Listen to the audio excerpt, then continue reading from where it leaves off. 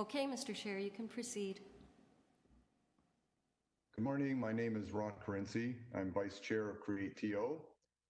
Clerk has confirmed that we have quorum, and in the absence of the chair, I'd like to call the meeting number 14 of CreateTO to order. Welcome, everyone. The meeting is being held using the city's WebEx technology with members of staff connecting using video conference or calling in.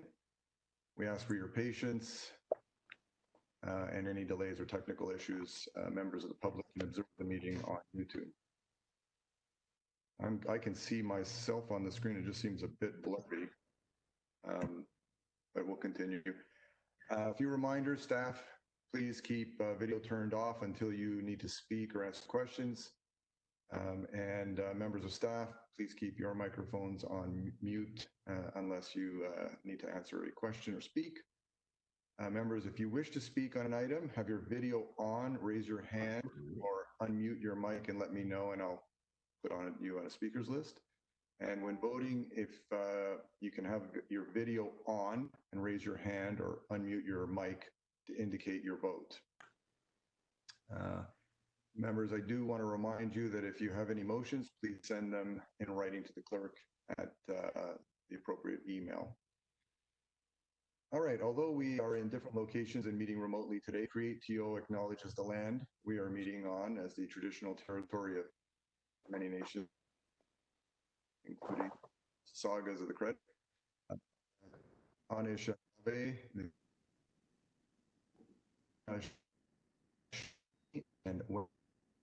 and now people of the Credit. Are there any questions of interest in their municipal? Having trouble hearing you, Ron. You're breaking up a lot. Ron, it's showing your bandwidth is low again. Yeah, my bandwidth seems to be going in and out. Can I just shut my video off? Yes, Mr. Chair, our technical advisors are suggesting that might help. Thank you.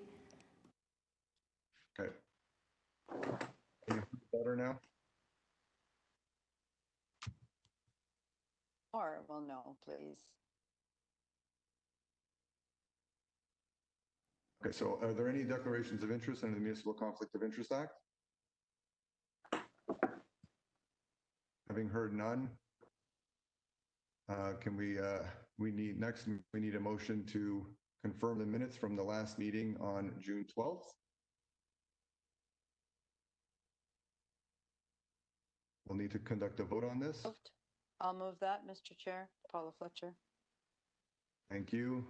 All in favor, can we have the videos on, please, for everybody, so I can just see their... I could see Anna. I got Jane. Dennis. Got you. Paula, thank you. Okay, thank you. All right, let's proceed with the agenda in the order of... we have 6 items on the agenda today, and sorry, I was hearing somebody. Okay, so we have 6 items on the agenda today, and there is also an additional item proposed for the agenda. I'd like to add a discussion item related to Human Resources Review update. There is no written material, and this item will require discussion in closed session. If the clerk could display the item on the screen, we can vote to add it to the agenda.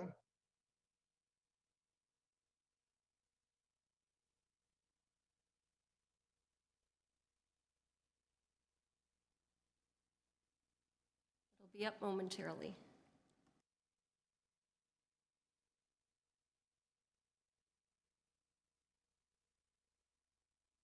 Okay. All those in favor of adding the item?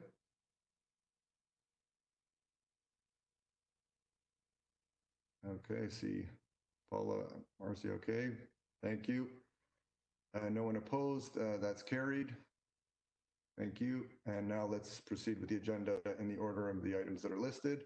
The first item is RA 14.1, which is the Toronto Parking Authority Real Estate Program. This is a presentation by staff, and I'll ask the CEO, Brian, to provide an overview and introduction of the presentation. Thanks. Thank you, Mr. Chair. Good morning, members of the board. First item on is the Toronto Parking Authority Real Estate Program. This is a presentation for information only. So there will not be any decisions required as a result of this. And the question has been asked, well, why are we doing this? And the reason we're doing this is that Toronto Parking Authority has extensive real estate holdings in the city of Toronto, and there are a number of opportunities, of which we're going to be talking about one this morning, regarding the Toronto Parking Authority. And it's really intended to give an overview of the opportunities and the real estate that they own, and just to provide a bit of a background, or so when issues come up in the future, you'll understand why sort of the perspective from our viewpoint. So I've asked Mr. Nick Simos to give us his presentation. Nick was recently promoted to vice president, and this is in recognition of the importance of the Toronto Parking Authority to us, and it'll allow him to have the sufficient authority to actually make transactions and deal with that organization. And so with that, Nick. Sorry, Mr. Chair. Did you say that Nick was promoted to vice president of the parking authority? No, is it vice president? CreateTO. Oh, okay. And what was Mr. Simos's role before that? Well, he'd originally been at City Real Estate and been then came over to CreateTO as a director. I'm sorry, I must have missed that chapter. I've known Mr. Simos a long time. When was that? When did he come to work for us at Create? I would say that was a moving target. I'd say officially was in March of this year. Okay, thank you. Thanks. So with that, Nick, I'm going to hand it over to you. Not sure how we're going to do this technically, but you've got a PowerPoint presentation.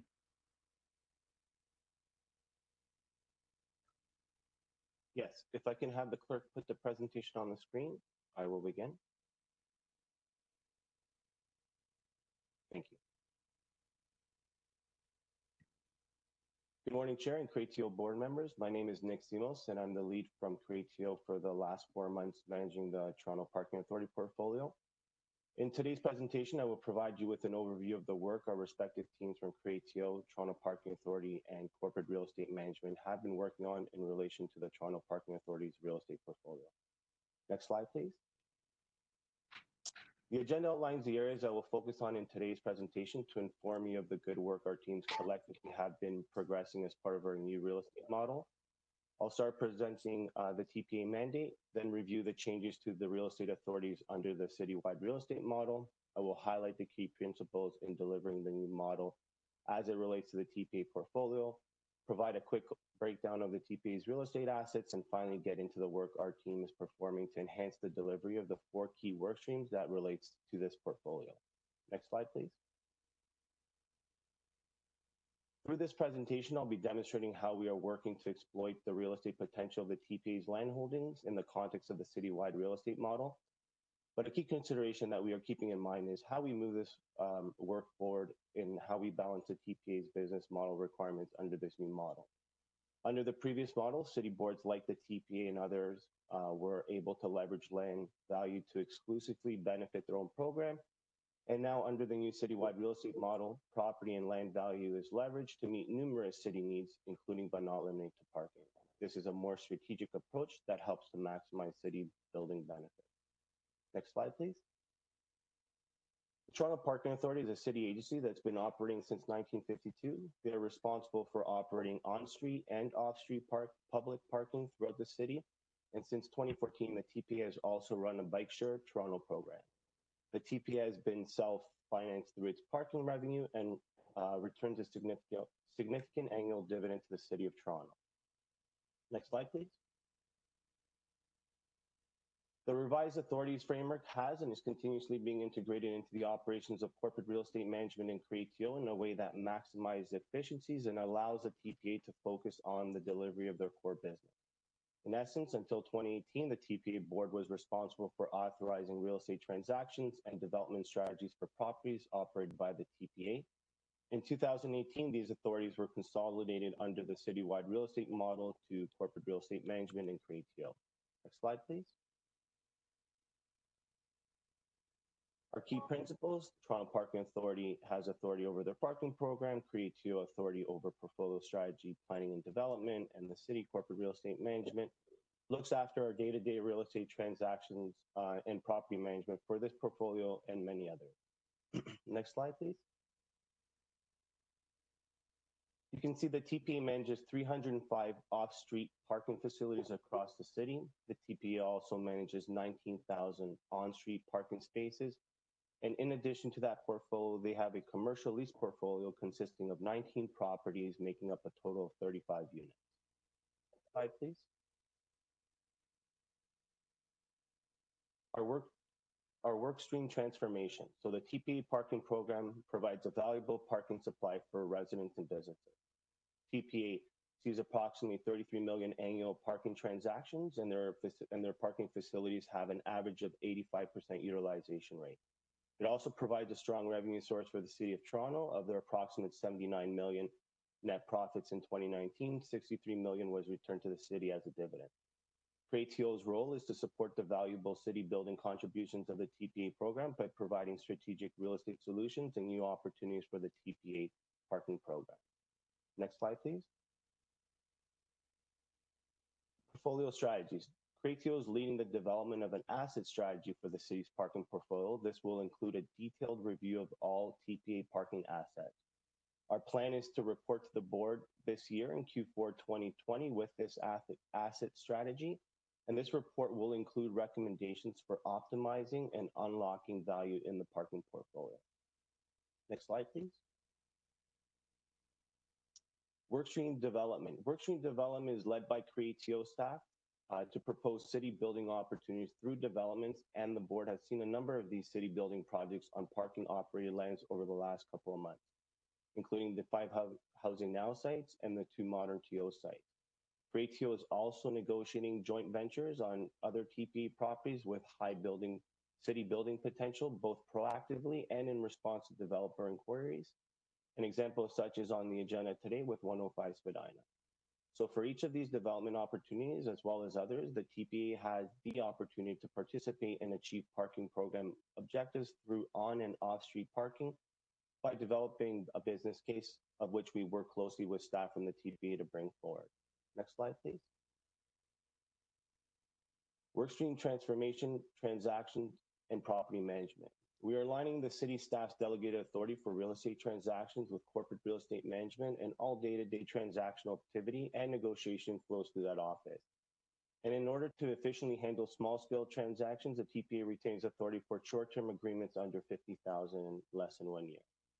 My team takes on the role to provide strategic review, analysis, and coordination with corporate real estate management on transactions, enhancing efficiencies and corporate alignment. The work my team is currently undertaking is developing the processes, the timelines, and the support mechanisms for transferring this TPA's real estate responsibilities to corporate real estate management.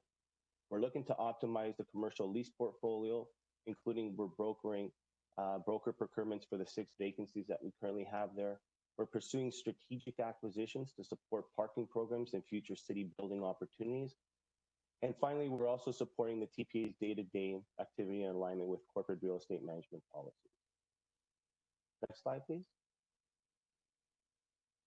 In summary, today's presentation was to demonstrate the progress of this portfolio and aligning it with the intent of the citywide real estate model to best achieve efficiencies and enable focus on our organization's respective core businesses. And finally, if you can go to the slide with the map.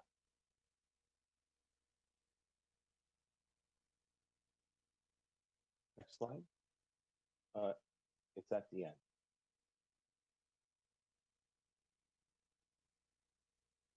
Sorry, it's in the appendix and it's at the end of the presentation. So finally, I have included a map of the TPA operated parking facilities on city-owned land, including land under the TCHC, Exhibition Place, and TTC commuter lots. As stated earlier in this presentation, we will be reviewing these properties and we'll be coming back in Q4 of 2020 with an asset strategy for this portfolio. That's the end of my presentation, and thank you for taking the time to listen. Thank you, Nick. Okay, do we have any questions of staff on this item? I've got Yes, Dennis. Paula? Okay, Paula, you can be next. Dennis? First of all, I just wanted to congratulate Nick and your team, Nick, on job well done, and I'm looking forward to seeing the strategy that comes back. I've sent a motion into the clerk, and I'm hoping Carol's going to be able to work on it much better than I can. It was my feeble attempt. I'm out of practice after 20 years of not being on council. I guess the only critique I would have, Nick, would be that I'm a little disappointed that there was no mention made of climate change, environmental considerations, the opportunity to leverage a really, really valuable asset that we have, those lands that you talked about, the Toronto parking lands, to achieve our climate change objectives that we have in Transform TO. It's especially important now, given that we're looking at opportunities to kickstart the economy, and the federal government's been very, very clear they're going to be pouring in money into infrastructure projects that are green, to support green technologies and climate change. You've seen Amazon saying that by 2030 they're going to be net zero across their entire portfolio. Arenas, the new UBS arena in New York is net zero. The arena in Seattle, net zero. Microsoft is doing net zero. Everybody's doing net zero, but we seem to somehow pay lip service to climate change on our portfolio, but we don't spend a lot of time. The city's energy and environment and energy office has done incredible work pulling together some ideas and plans. And I've got a motion where I want to ask the CEO of CreateTO, I'd like to give Josie work because she doesn't have enough work to do, and also bring Jim Baxter on board, and also the CEO of the Parking Authority to come back to this board with climate change strategy that involves the work that Transform TO has been doing, or the Energy Environment Office has been doing through Transform TO to get to net zero. Just some ideas to give you an example. We're talking about redeveloping properties. When we are redeveloping a Toronto Parking Authority parking lot, for instance, there's a huge opportunity for us to put in 500 boreholes that are going to reduce, 1 or 2 tons of CO2 per borehole. There's opportunities for us to localize a central plant of some kind of district energy to support the surrounding community. There's all kinds of opportunities that I remember from back in the day when I was still at NWAVE that we had looked at Yonge and Eglinton, in North York, behind the North York Civic Center. Those two come to mind. And there are many, many others. And so as part of the strategy that you're going to bring back, I want to see how we integrate the work that is being done in energy and environment. Fernando Caru, Jim Baxter, and that whole group have done tremendous work.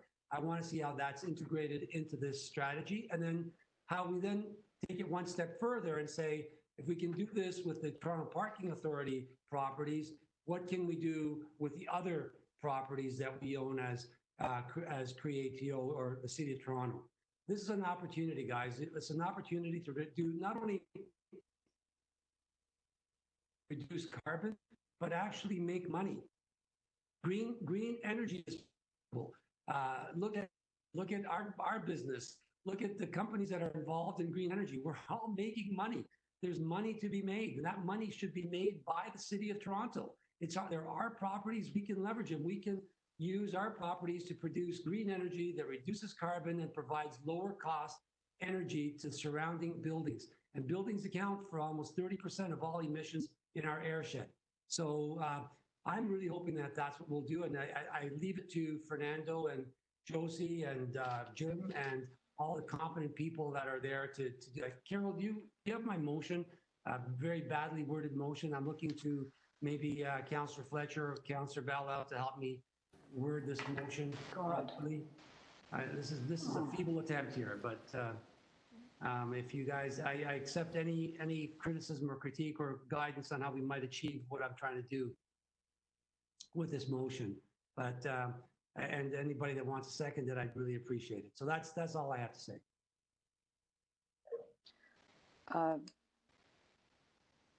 Can I ask a question of the mover, Okay. please, Mr. Chair? I'll put my video on. Hang on. Sure. Am I to assume? Good morning, Dennis. Hi, Paul. Hi. Am I to assume Mr. Simo said we'll be getting a report back in Q4 on this whole approach, and I'm wondering if you're trying to ensure that when that report comes back, that it is full of everything that you've just asked for here to put Exactly. environment as a leading edge, and I don't see that yet.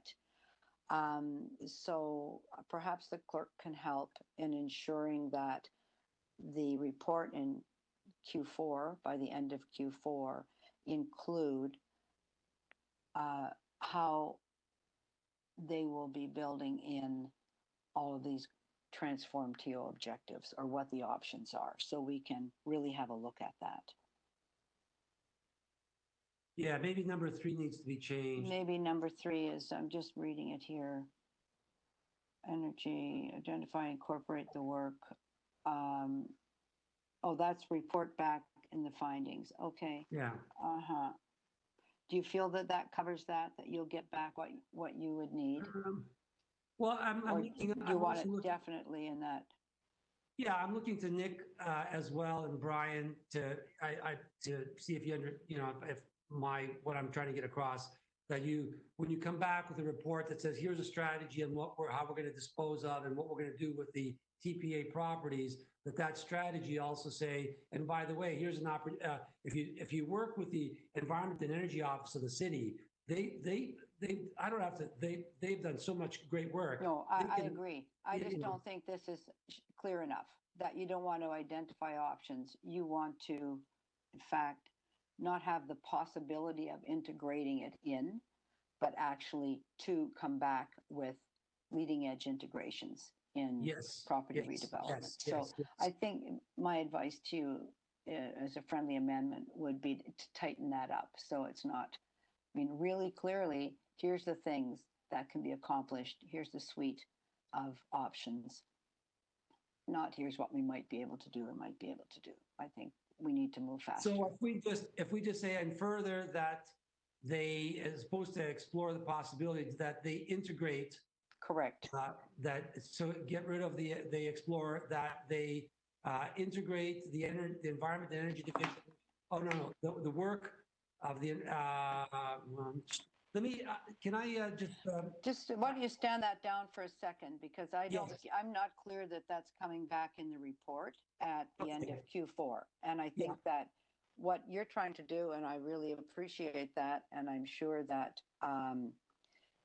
that is to really signal that we're clear. We want to have all of those options built in to the approach, not the possibility of building them in. I think your direction is build those in, and that's from the board. Am I correct on that? Yeah, you're right. Let me work on that. If you could stand that down, and then I'll send the revised version to the clerk. Okay, we'll stand that down, and maybe we'll just, we'll go on to RA 14.2, unless there's any other questions or comments on that last. Well, I think I did have None? my name down to speak, Mr. Chair. Oh, okay. Go Remember, ahead. you put me on the list? Thank you. I really want to support my colleague Dennis Fatinos in this approach, and I'm so happy that he proceeded in that way. And I think that we need to layer in and bake in everything that the city is doing. So I am just going to ask that, and I can send this to the clerk, or perhaps she can just write that, that we also include the housing goals of the city in all of the transactions that we might be anticipating for Toronto Parking Authority. So, and that come back as well in Q4. So I'm happy to write that up. I can't do that right at the second. Perhaps we could stand the whole item down while we get all the motions prepared and proper because we're online. But I do think this is our opportunity to look at these properties. And when you look at the map, they are everywhere. And we know that number one goal of the city is to create affordable housing, and we have property. Number one goal of the city is climate change, responding, using all of our best efforts and exciting leading technology. So a lot of these are smaller sites, and this could be really exciting test beds for environmental technology. And for the housing, I found in trying to bake that in to a project with the TPA was very long and arduous, because this is housing is not it's not what they do, but it's what we do, and it's our mandate is to be the implementer on with city lands of all of the critical issues and positions and plans and themes that the city's advancing. So I would like to see that added in. And I'll tell you one reason why. There is on Cumberland, everyone might know that parking lot at Cumberland. That was a 5-story decked parking lot at Cumberland and I think it's at Cumberland and Bay. Yeah. Anyway, that was sold to a developer by Toronto Parking Authority before we had this new model. And there are 100 stories that are being built there. One building is 40 stories and the other building is 60 stories. There is not one affordable unit that is built within 100 stories. To me, that just shows why the parking authority needs to do the great work that it does in parking and revenue for the city. It's very accomplished. It's a leading edge in the world. It's well known for that work. But the work for the property side is for CreateTO. And I do think that needs to be clearer in this slide deck, that there's reasons why we are doing that. We are unlocking value, but unlocking it for what? I never want to see another 100-story development that was on our land where there is absolutely not one affordable housing. And in looking at that type of density, we need to determine what that would be in a sale. There may be some parking below grade, but that was one of the most valuable lots in all of Yorkville. And we have nothing to show for it except for new parking underground. That's a real shame. That's sad. That's wrong. And that's why we have CreateTO overseeing. So, Mr. Vice President and Mr. President, I'd like to see you bump that up, really get your chops into that. Be so excited that this is our mandate, the things that you can deliver in the city, for the city with CreateTO that we couldn't do before. And to have 100 stories with nothing to show for it but parking. That's our mandate, 100 stories, environmentally cutting edge with many innovations. Affordable housing baked into whatever lands we sell.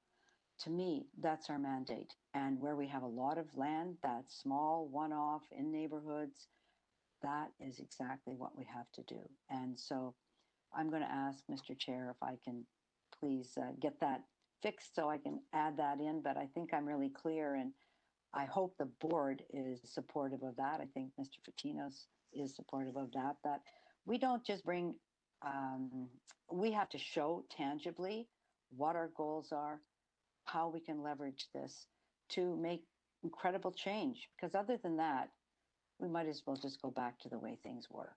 And I don't think I want to do that. And the board's role is to remind the great staff of those overarching goals at the City of Toronto, so we don't end up transaction-wise doing things as the Parking Authority ended up doing them with no real city building goals at the end of the day. So thank you very much. I hope you'll give me a chance to send that to the clerk. Thank you. Okay, since we're going to stand this item down and get those motions back. I do want to say though that all our properties are looked at through these lenses with respect to housing, with respect to community, with respect to climate and everything like that. We did that right from the very, very beginning. It's the very mandate of CreateTO. So, I mean, I just happy to put them in there again. But if every time we're going to have a property come up, then in theory, we'd be doing exactly the same thing every single time.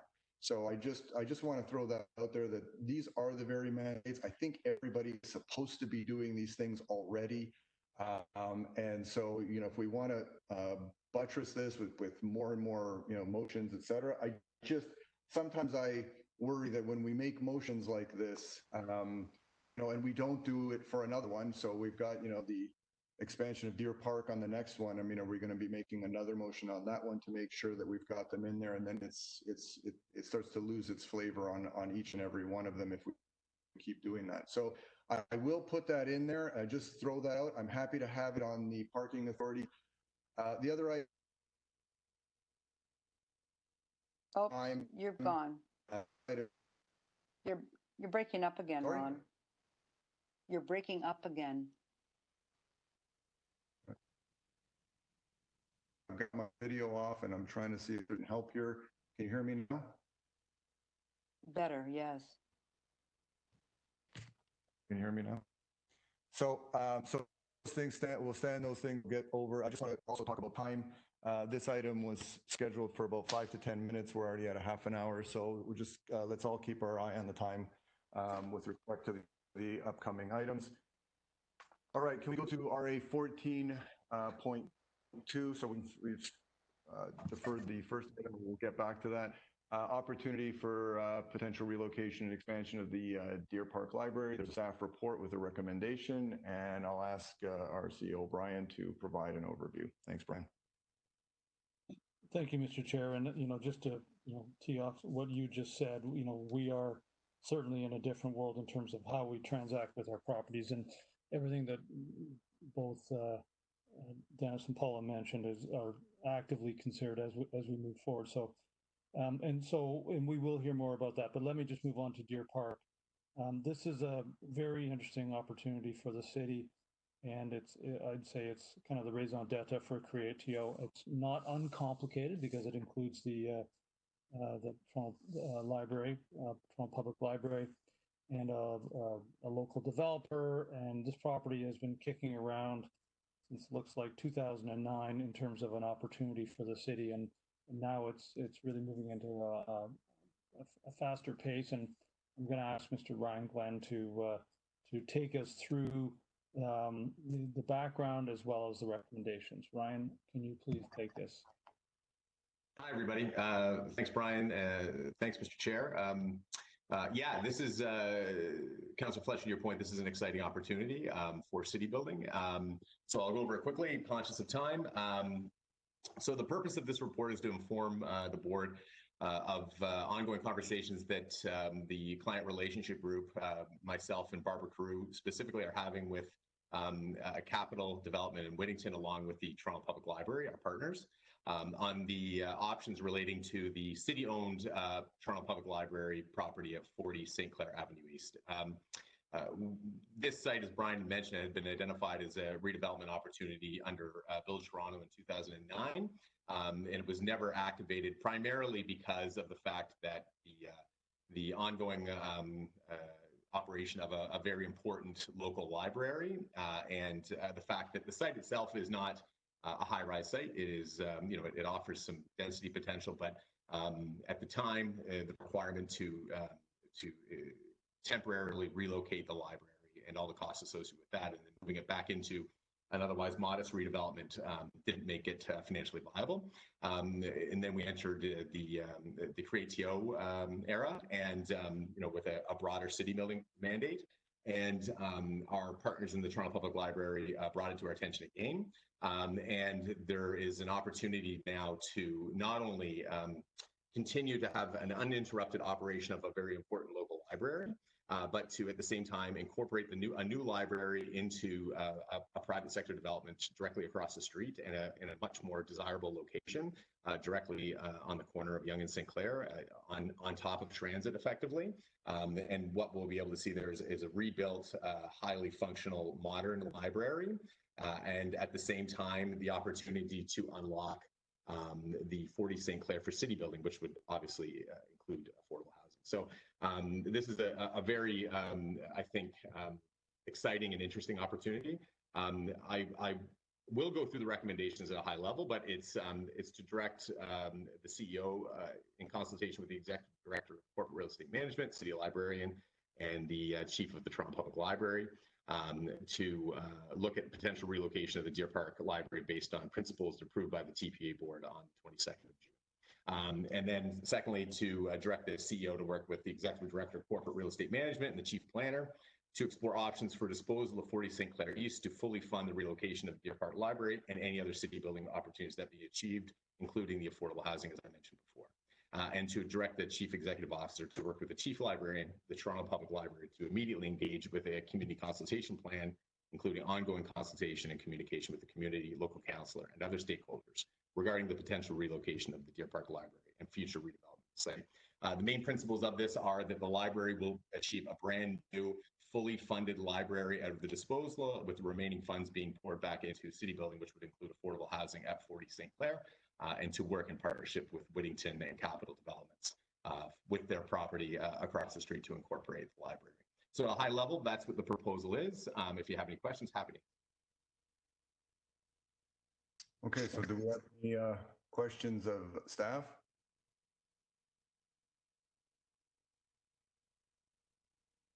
Okay, we have no questions of staff. Then I will take this to a vote. I do have a question, and that I don't want to get my wrist slapped again, but on Mr. Glenn mentioned the affordable housing side, but I'm just going to say that with the motion that Dennis Fatinos is making, that we're now, I think, trying to add climate issues more strategically in. So I'll just say that and happily vote for it. And if I could just comment back to that, Councillor, that we'll subsequently be reporting back on this, and I'll assure you that we'll have language in there around the climate piece that both you and Mr. Patinos mentioned earlier. Okay, so if that's all, then I'm going to just reverse our little thing about voting. I'll ask that if there's anyone opposed, and if there's no one opposed, I will assume that we have a unanimous recommendation to adopt. So is there anyone opposed to the recommendations? And having heard none, we'll assume now that that is a motion is passed unanimously. Okay, thanks, Ryan. Mr. Chair, you should still announce all in favor, any opposed, and that's carried. Sorry to interject. Oh, okay. All those in favor? So do we still need the hands to go all Yes. in favor? It's a committee, Ron. It's a city committee. Yes, it's a city board. I appreciate that it is. I'm trying to figure out a better way than watching everybody put their hands on in their video. There's no better way. I'm sorry. We do it on all the All right, committees. Thank you. Let's get the videos going. I've got Dennis's hand up. Thanks. I see Anna. Hand up. I don't see her hand. Paula, your videos I don't see go on. Here's my hand. Not yet. There you There go. it is. Okay. Marcy and Jane and Sandra.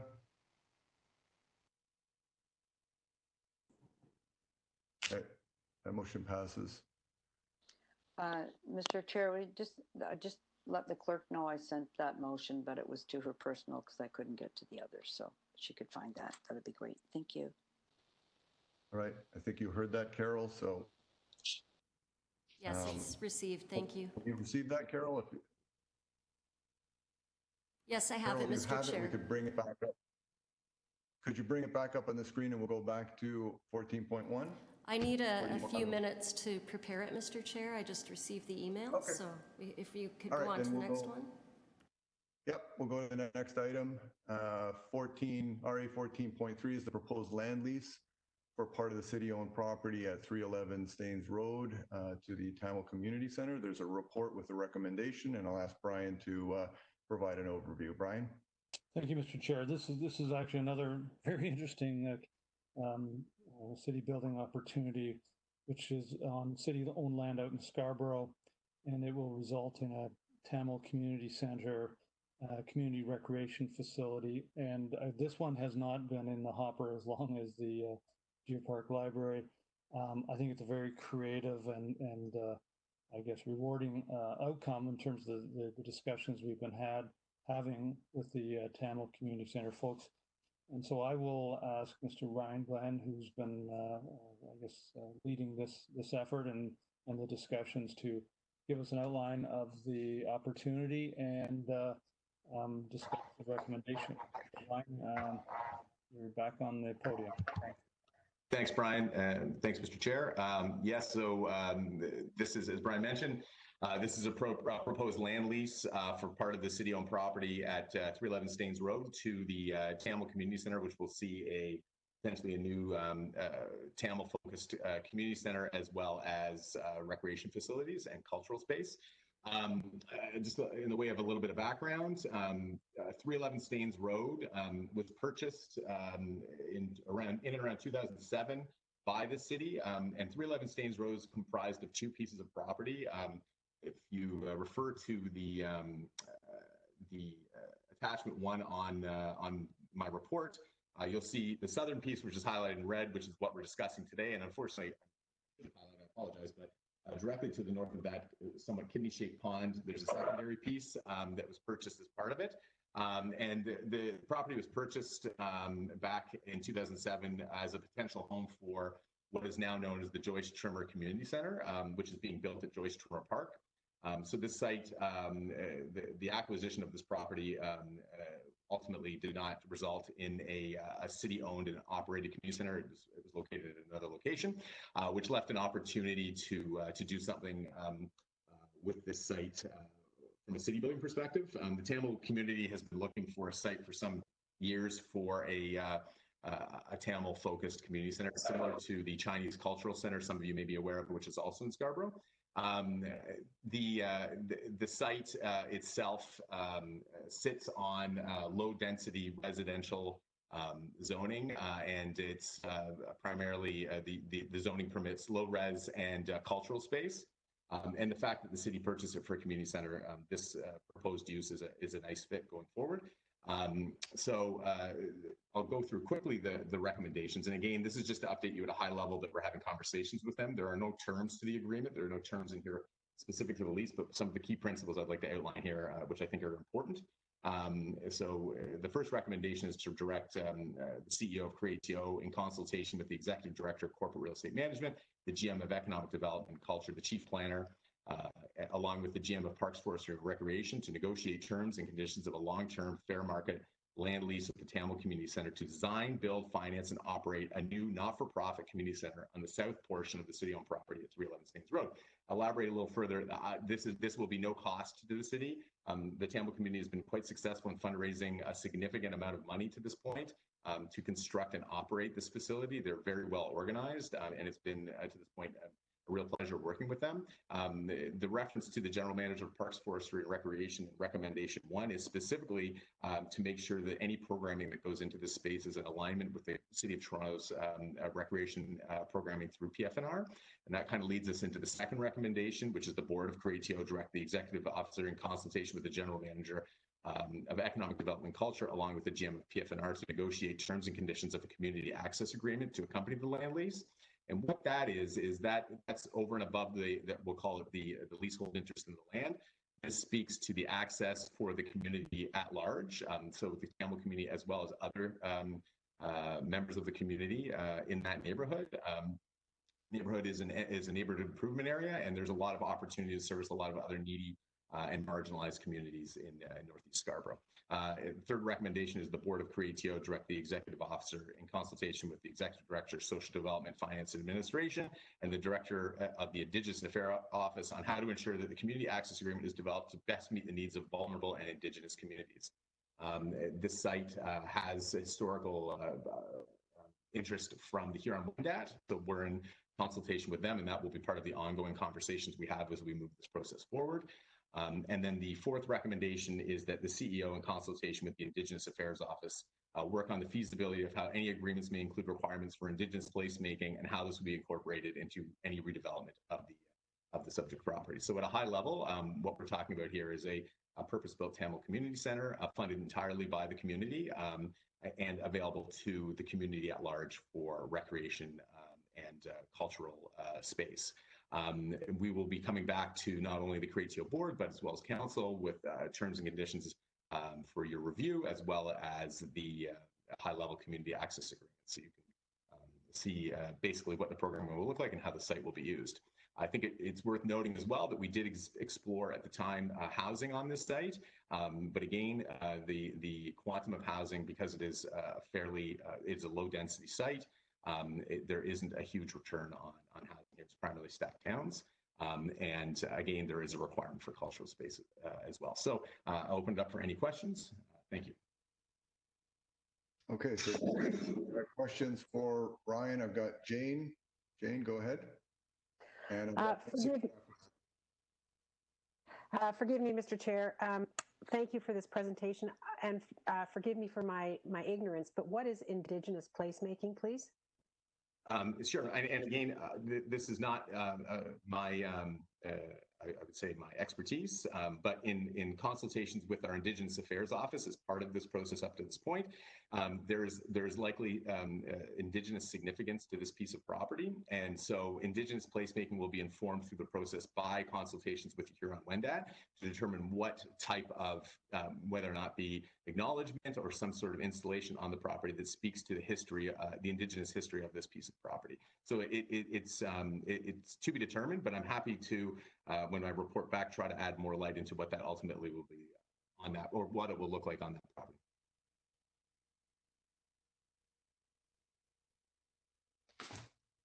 Thank you. Okay, thank you. See? I was just going to, am I on mute or can everyone hear me? No, we can.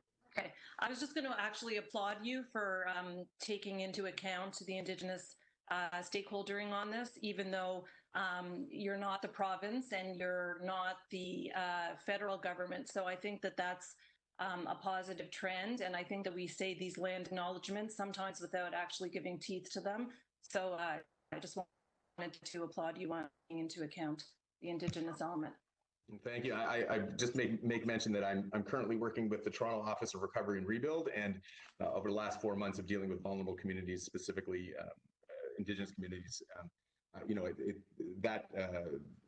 it opens up your eyes to these types of things. So yeah, happy to have it in there, and I appreciate the sentiment. Mr. Chair, I don't want to, just want to thank the report. I think it's very exciting, and also note that it is, as CreateTO is the creature of the city in order to deliver city building, that, sorry, I don't have my picture on, that, and let Marcy know that we have an Indigenous Affairs office that's fully staffed, that SDFA ensures that any community center, we're looking at all things, and very much this direction comes from the city, and I'm very pleased to see that CreateTO is so seized with all of the, and Mr. Glenn, having come from PFNR, certainly understands that breadth of that, and that this shows that the policies that the city has developed, that CreateTO is in charge of, are indeed all alignment. So I think it's great, and thank you very much. All right, thank you. Is there anyone else? I don't see any other hands. So we will take this and I'll move to adopt the recommendation. Can I have a mover to adopt the recommendation? Dennis, thank you. All those in favor? Okay, opposed? Okay, that motion carries. Carol, maybe do we have time to go back, or should I continue to go to the housing now on RA 14.4, or should we go back to 14.1? Maybe go on to the next item so that I can just send back Councillor Fletcher and Dennis what I have prepared to make sure it works before we go to item 1. Okay. Thank you. All right. Next item, there's a staff report recommending that we receive this item for information, and I'll have Brian provide the Housing Now progress update. Brian? Thank you, Mr. Chair. So on 14.4 is the big picture. 14.5 is the little picture as it relates to a subset of the Housing Now progress update. So what I would suggest we do is I'm going to ask Don Logie to talk about generally things that are of interest as it relates to Housing Now, specifically the 2 sites in which we're in negotiations.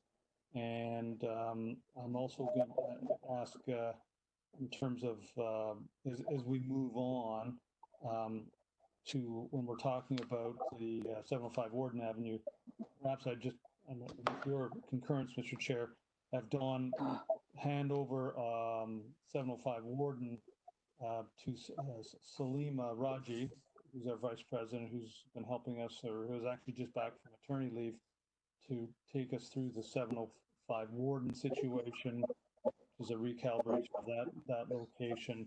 And Salima will be getting support from Carlo Bonini as if there's any planning questions, and Jaspreet, who's our CFO, to handle any questions as it relates to the financials. I think that it's going to require us to go into camera because there's some financial implications. So why don't we just start out with 14.4, Don, and then maybe we can punt it back to the chair, who can then, I guess, manage the meeting appropriately. So Don, fire away. Sure, Brian. Thank you, Mr. Chair, members of the board. Since the last meeting we had on June 24th, we've made progress in negotiating the final leases with both the proponents at 777 Victoria Park and 50 Wilson Heights, and are getting very close to finalizing all the outstanding issues in business terms.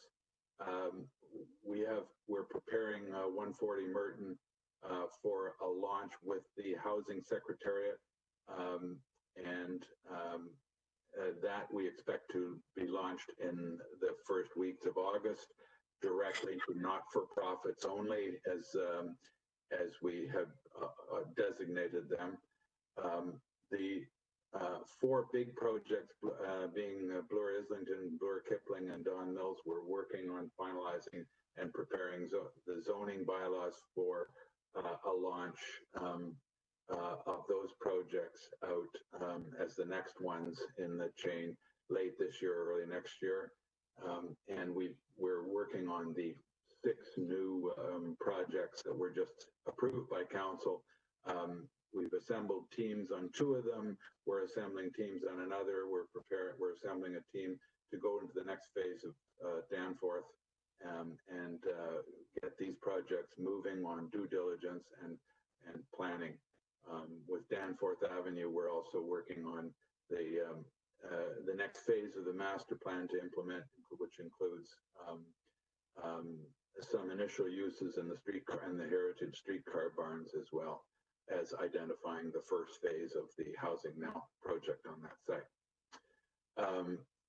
So I think, and the milestone report, we haven't changed any of the dates. We've been working with our colleagues at planning and the Housing Secretariat. We've made some clarifying changes to the comment column, which I think you can see in bold. Any questions on that? Hi, do we have any questions of anyone? I'm not seeing any hands up. So, just a quick question, Anna? Mr. Chair, just a quick question. We've been having these housing updates now, sites. Can we add the ones that have been recently approved? So also on these updates? Absolutely, Deputy Mayor. We wanted to do a little bit of due diligence in order to find out, what all the obstacles were to getting this to the market first. And so we should have that information for you at the September board meeting.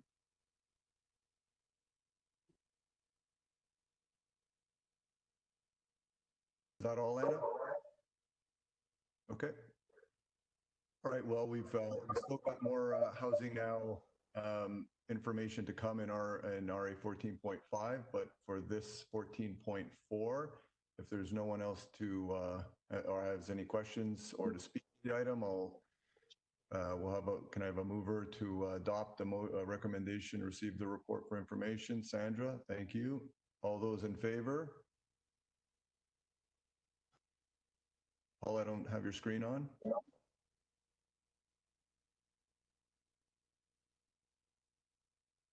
Councillor Fletcher? Oh, there we go. Thank you. Okay. And no one opposed. Those are all in favor, and that motion carries. All right, on to item RA 14.5, which is the business case update for 705 Warden Avenue. And I'll ask again Brian to provide an overview.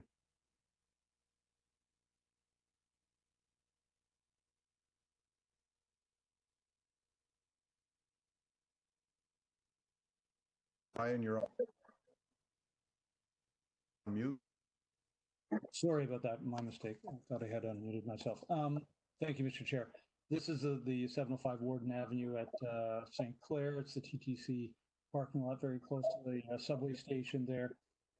This was brought back to, we did some additional planning on the site to increase the density. That took a bit of time because you may recall we did offer it to the market. So we've incorporated the additional density, and we also took into account the changes to I guess the cap on market rents, which also has a financial impact.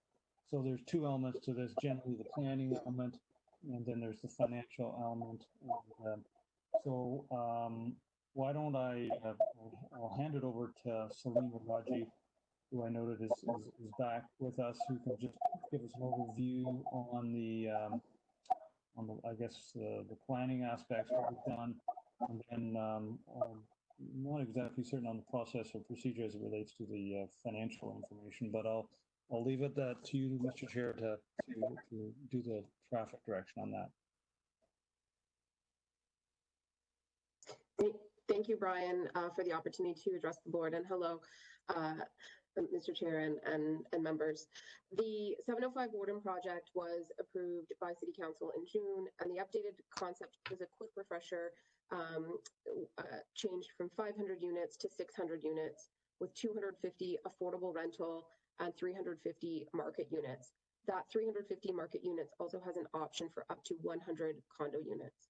The build form adjusted from a 9-story, 11-story, and 18-story building to 6 stories and 19 stories and 18 stories, as well as a TTC administrative building and retail along the Warden Avenue and Roper Road frontage.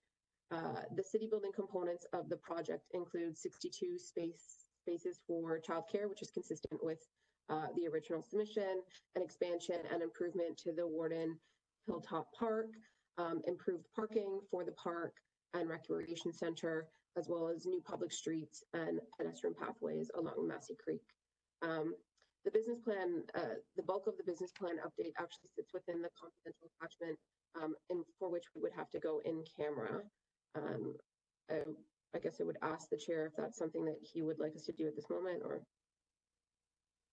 Well, I think that the first question is going to be if there's any questions with respect to it. The board has the information on the confidential attachments. If there are any questions, we will stand the item down and then we'll go into closed and talk about it. If there are no questions on the information, then we could just not discuss it and continue and just have the recommendations adopted. Are there any questions of staff with respect to the confidential items that would require us to go into in camera? If just anybody with a hand up. Oh, hand up. I have my voice up. I don't know if asking what our process is going to be to go to the market is to clarify that. If that's a camera question or a public question, I would think it'd be. in public. Sounds like a public question. Can you answer that? Absolutely. Thank you for the question. So our process will be very similar to what we followed last time. We will be working with CBRE. Currently, we're scheduled for launch into the market just post the appeal period, which lapses next week for the zoning. And so we're scheduled for the first week of August or early August. So staff is currently working very dedicated in updating the SIM, the confidential information memorandum. It also dovetails nicely with the new council directions that were received in May and June. So we've taken that opportunity to include some of the updated directions from council and to ensure that they're reflected in the new marketing process. Could you just remind us of what those are, please, Salima? Sure. Primarily 3 items. The first being rent cap on the market units to provincial guideline plus 2%. The second being ensuring the inclusion of accessibility and universal design, 15% on the market units, 20% on the affordable units, as well as barrier-free common areas. And the third is the inclusion of a community benefits framework. We're taking direction in consultation with our colleagues at the Housing Secretariat to also focus with that community benefits framework on Black, Indigenous, and peoples of color. Thank you. As well as local communities. Thank you. Okay, well, if there are no other questions, then I can ask someone to move the motion to adopt the recommendations in the report. And I have Dennis, thank you. So all those in favor? Okay, anyone opposed? Nope, so that motion carries. Thank you. Okay, on to the next item, RA 14.6. And this is the opportunity to create a new city park at 105 Spadina Avenue and 363 Adelaide. There's a staff report with the recommendation. And again, I'll ask Brian to provide an overview. Brian? Yeah, this is a very interesting project, which I know has been a series of juggling many balls in the air by our staff, because it involves obviously ourselves, it involves the parking authority, it involves Parks, Forestry, and Recreation, as well as 2 adjacent developers to come up with what is a very interesting opportunity, city building opportunity, because it does a bunch of things at the same time. And so I'm going to ask Peter Heron, who's on our staff, and with support of Nick Simos, if there's any questions as it relates to the parking authority. Nick is obviously our parking authority man, so to speak, and Peter's been handling some of the planning and puzzle fitting of the pieces. So Peter, if I can just hand it over to you to give an overview of the opportunity and what we're actually asking the board to approve. Great. Thank you, Brian, and thank you to the board for taking the time to consider this item. Yeah, I would just like to briefly summarize the proposed transaction described in RA 14.6 and involving the city-owned properties at 105 Spadina and 363 Adelaide Street West. The properties in question are 2 surface parking lots located at the corner of Spadina and Adelaide and currently operated by the Toronto Parking Authority.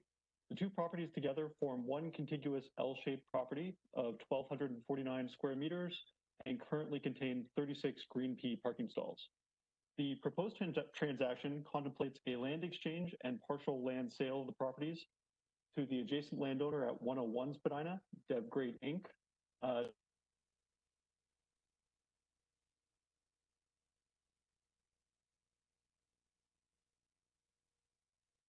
Land that would be sized to accommodate a functional city park directly at the corner of Spadina and Adelaide.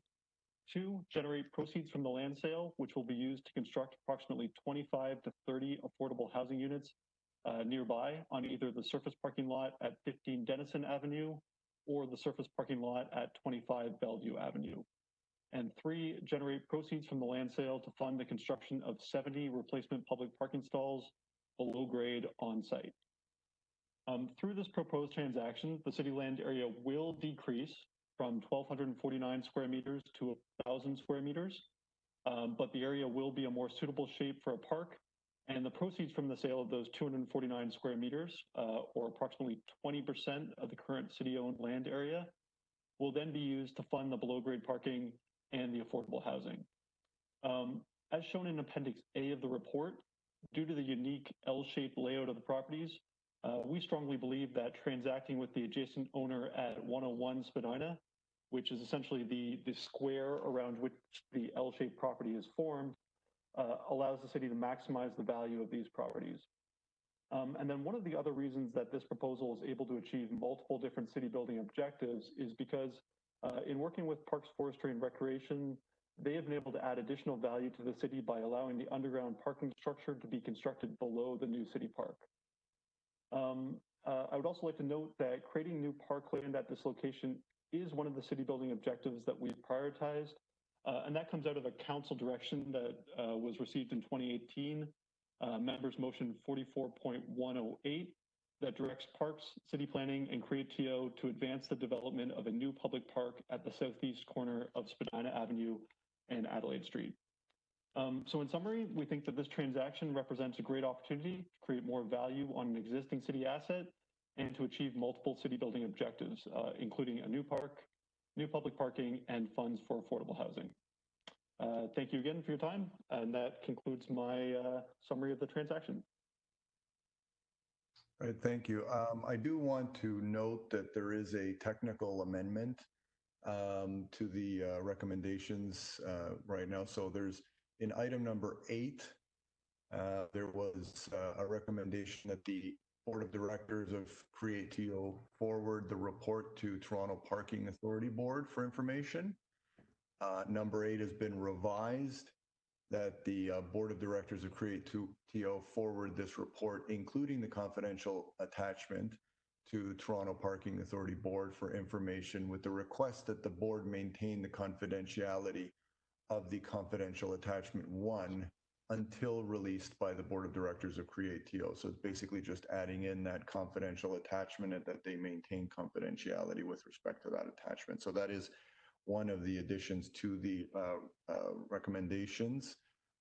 So I just want that out there so that everybody knows what they're voting on, because this will be the amendment that's there. And now I'll go back to if we have any questions of staff. Yeah, I do. I've got Councillor Fletcher. Is there anyone else that has any questions on this? So we'll go with Councillor Fletcher. Go ahead. Thank you. Good morning. How much parking, just the number of parking spaces currently, and when it's over, how many will be maintained in some way, shape, or form, if you don't mind? Councillor, at the moment, there are 36 surface parking stalls, and at the end of the project, there'll be 70 below-grade parking stalls. So approximately doubles the amount of parking at this location. When you add in the Bellevue or the Kensington Market parking lot, is that included there? No, that's just on this site. So you're absolutely right to say that. I guess the redevelopment of those surface parking lots will result in a decrease of parking on those sites. So that is one part of the rationale for increasing the parking at this location, is that there is the potential of reduced parking at those 2 other sites. So no, this just takes into account this site. I know, but when you spoke about that, you talked about the other sites. So you've introduced those other sites as contributing in some way to goals. So I'm just interested in, I guess the parking authority should let us know operationally how that's going to work. How many lots are involved here? So a total of 3 parking lots are involved. Sorry, I guess 4 if we count 105 Spadina and 363 as 2 separate lots, but essentially 3 different locations. 3 different locations with a total of how many spots? I apologize. Yeah. So yeah, I'm not into traffic planning, but we're doing this with TPA, and I'm not sure what that discussion has been like operationally as to what they require or the communities require.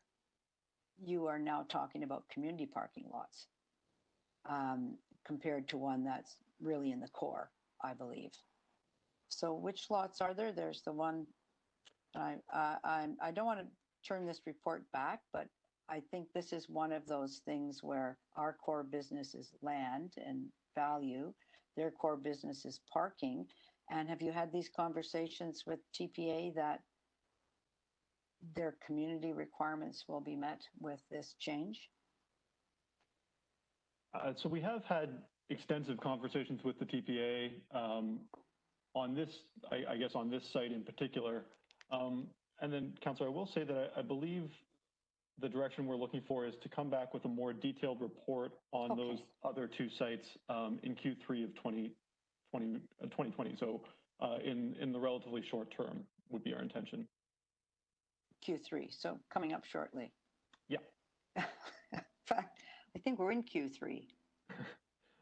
Coming up very shortly. Aren't we in Q3? That would be the next board meeting is effectively what he's saying. I see. Okay, fine. Thank you. So yeah, I think we should know that. I'd just like to understand that, the implication of the decisions. They're okay with that. They can meet their demands. One of them is in Kensington Market. Not that I'm the councillor there, but a lot of people go there. So any of the BIAs, just a more fulsome discussion on that. I'm sure everything will be okay, but there may have to be parking that is somehow also added in different times when we're looking at our city building plans. Nick, do you want to comment on that? Because I know that we don't do these things in a vacuum. Yes, Councillor, you're absolutely correct. We're going to be coming back in Q3, late Q3 2020, to assess those two impacts on those properties with respect to parking. As part of our review, we'll be looking not only just on on-street parking, but off-street parking, but on-street parking as well within the community. They also have a parking structure in Kensington Market that supports the Kensington Market residents and businesses there as well. But we'll understand those impacts once we dive into the development options for the two properties noted. And do you do that work with the TPA? Absolutely. Okay, great. That's great. Thank you so much. Okay, do we have any other questions of staff on this item?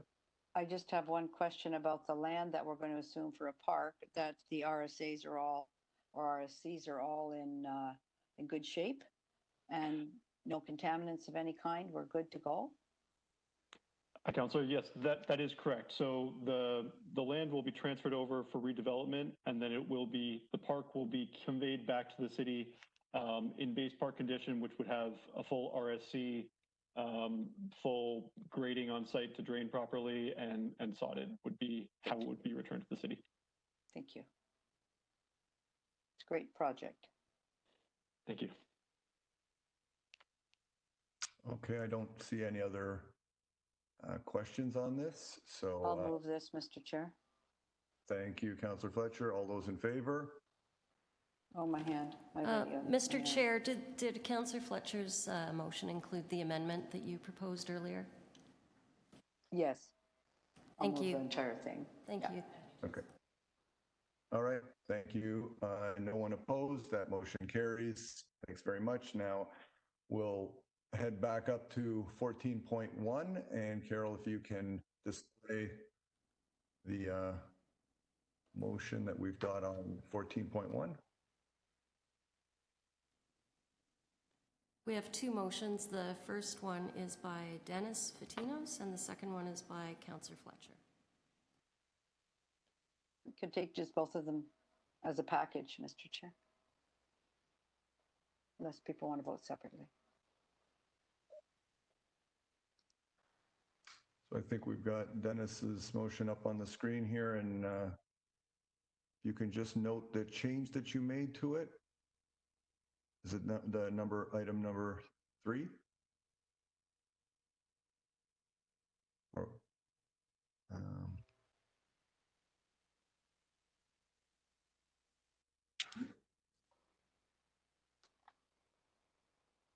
okay.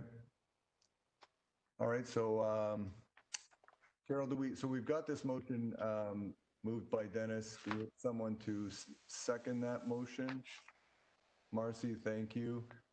So all those in Mr. Chair, if I could just say one thing. I know we talked about that CreateTO always looks at the city's transform TO policies and the environmental policies. What would be really helpful would be, especially going forward in the importance of climate change. All of our reports have a section in them that says financial impact.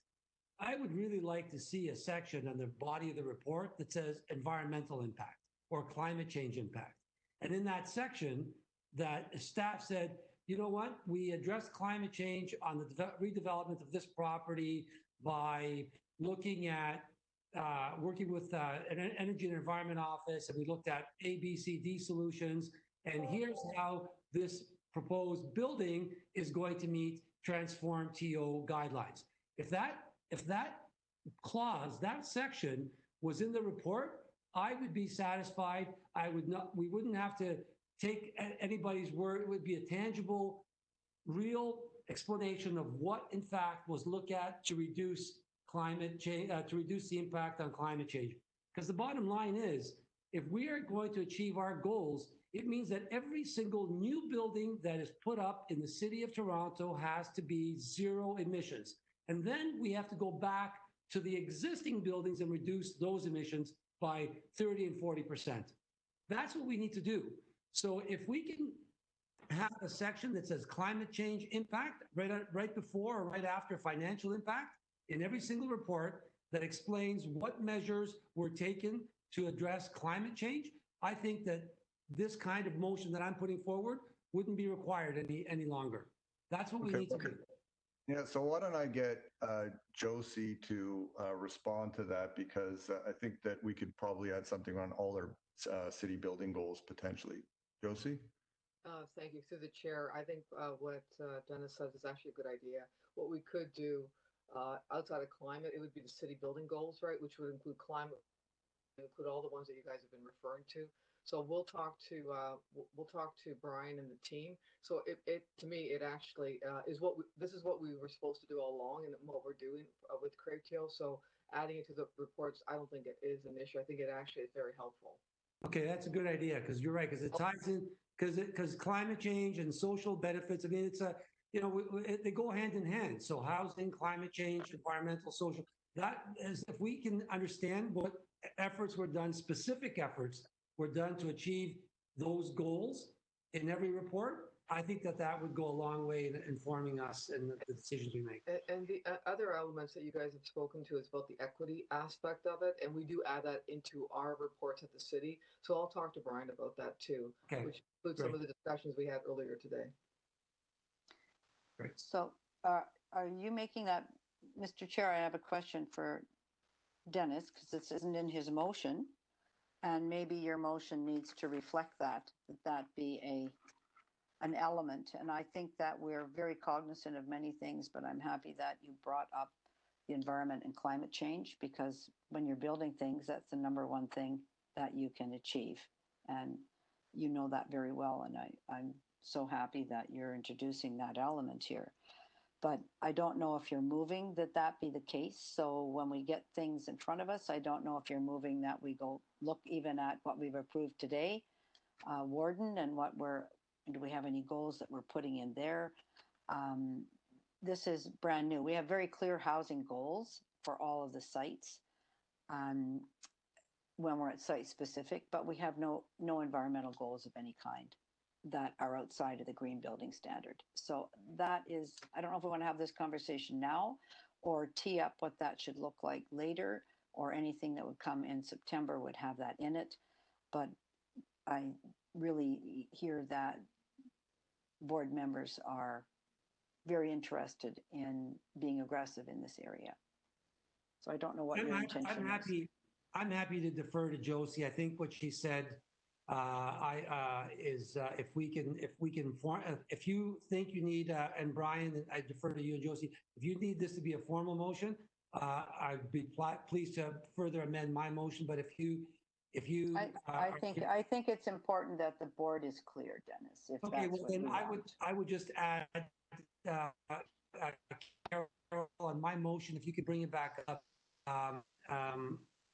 if you could bring it back up just on the last point number 3. So the board committee, I would just say further that all future reports include environmental, climate change impact, assessment and city building assessments. If we added those two, that wording at the bottom of number 3, that would address the motion or the concerns. Carol, please bring up the motion so we can see it again.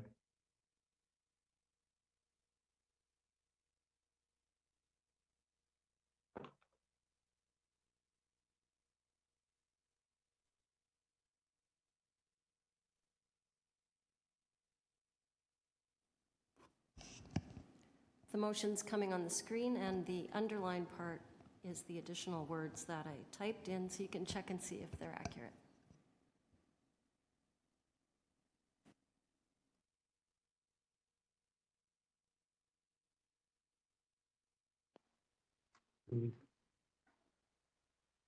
Yes, I think that achieves what I was looking at. The only thing I would say, I can't see the bottom. Okay, I can read it for you. It says that, and that all future reports include climate change assessments and city building assessments. I think just that last. I would say, as opposed to assessments, I would say impact. Climate change impacts? Climate change impact, singular, and city building impact. Which is good. I'm just using the wording that exists right now in the reports that says financial impact. Right. So there would be another section that says climate change impact, city building impact. What are you asking us to measure when you say impact? I mean, just can I make a change, say climate change addressing or opportunities to address climate change? It's updated. And the opportunities for city building. Because the financial impacts has to do with if you actually have the money to do it, and some of these things would turn up there. Sure. If you don't mind, I'd suggest that. I accept that. Yeah. Councillor Fletcher, could you just repeat that and I'll type it right in? Address the opportunities for, list opportunities to address climate change and city building goals. Yeah, thank you. I don't know if I heard it right.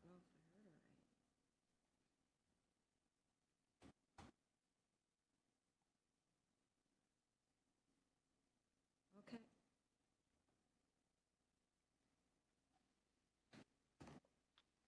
You can display it.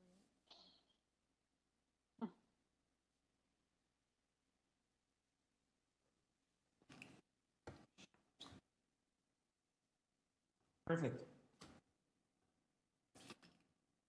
Oh, good. Okay, since we've got that up and everybody seems to be okay with that one, can we pull up the other motion and we'll do them together then?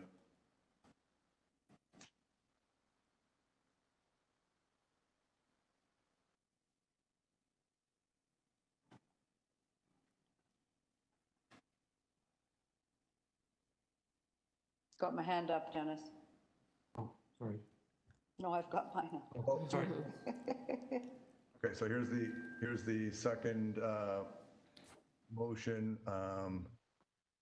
regarding the new affordable housing, so we can do both of them together. This is a motion by Dennis. So I originally had the Marcy seconding the motion, but Marcy, will you continue to second both motions then? I don't think we need a seconder, Mr. Chair. It's just a member motion. Please ask the clerk. Mr. Chair, that's correct. Seconders are not required for the motions. Okay. All right. Then we've got the motion by Dennis. All those in favor for both motions? No one opposed. Those motions carry. Okay, so we've now done all of these, and now there's the one other item that requires us to go into closed session. So I believe I can move to go into closed session. Is that correct, Carol? That's correct, Mr. Chair. We'll just put the motion on the screen. Okay.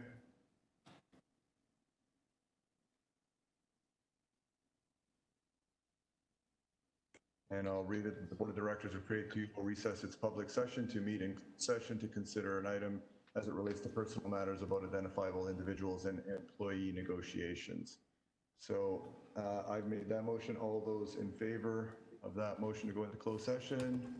No one opposed? That motion carries, and we're to go into closed session now.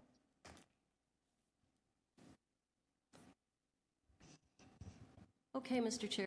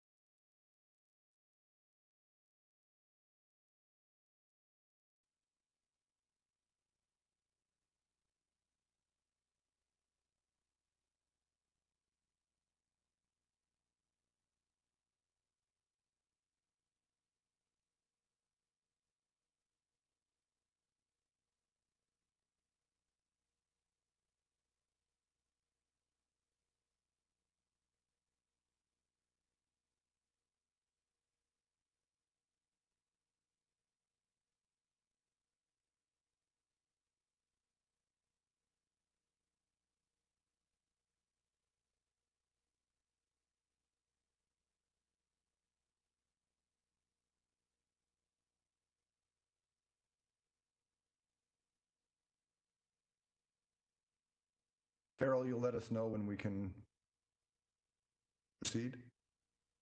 Yes, we just need about 30 seconds. Okay.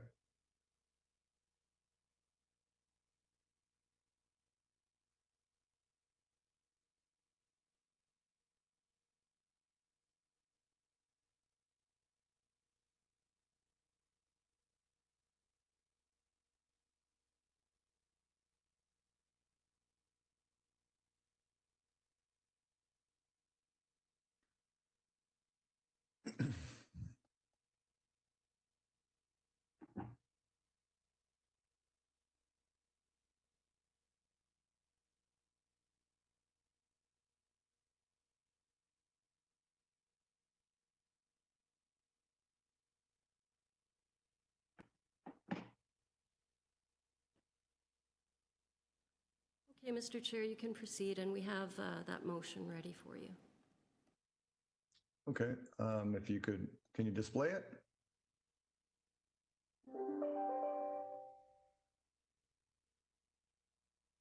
All right, we've got a motion that the Board of Directors confirm its actions taken in closed session in issuing confidential instructions. And I guess I can move that motion and we can take it to a vote. All those in favor? Anyone opposed? No, that motion carries. And I believe that ends our meeting at CreateTO. And I guess a motion to adjourn. I'll make that motion to adjourn. All those in favor? Anyone opposed? And that motion carries. Thanks, everyone. Carol, is there anything else left to do? That is it, Mr. Chair. Thank you very much. Thank you.